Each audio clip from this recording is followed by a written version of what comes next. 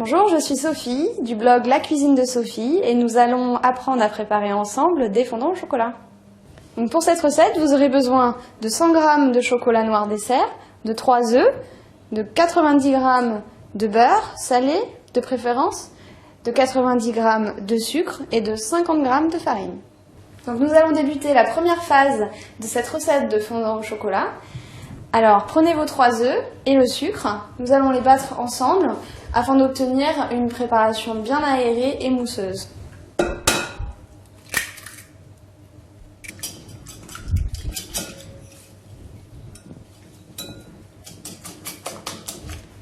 Vous pouvez bien sûr réaliser cette phase avec un robot ou un batteur, mais vous pouvez très bien le faire à la main. Donc après quelques minutes, vous obtiendrez un mélange mousseux et aéré.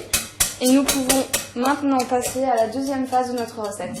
Pour cette recette du fondant au chocolat, il faut faire fondre le chocolat et le beurre, donc les 100 g de chocolat et les 90 g de beurre au bain-marie. Donc comment faire fondre du chocolat au bain-marie? Prenez une casserole, la remplir à moitié d'eau, puis déposez un bol dans lequel vous allez mettre votre chocolat, que vous allez couper en morceaux. Et rajoutez enfin votre beurre. Vous aurez besoin de 5 petites minutes pour faire fondre votre chocolat et votre beurre. Maintenant que le beurre et le chocolat ont parfaitement fondu au bain-marie, nous allons entamer la troisième phase de notre recette du fondant au chocolat. Nous allons donc incorporer notre chocolat fondu à notre préparation d'œufs et de sucre.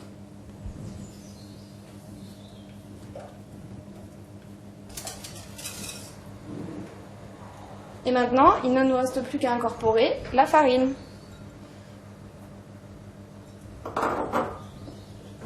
On mélange. Donc maintenant que notre préparation est prête, nous n'avons plus qu'à la verser dans des petites caissettes individuelles et à cuire une dizaine de minutes dans un four préchauffé à 200 degrés.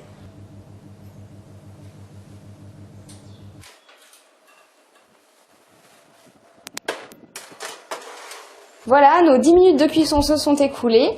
Ce que je vous propose, c'est de laisser refroidir vos fondants et nous revenons d'ici une vingtaine de minutes.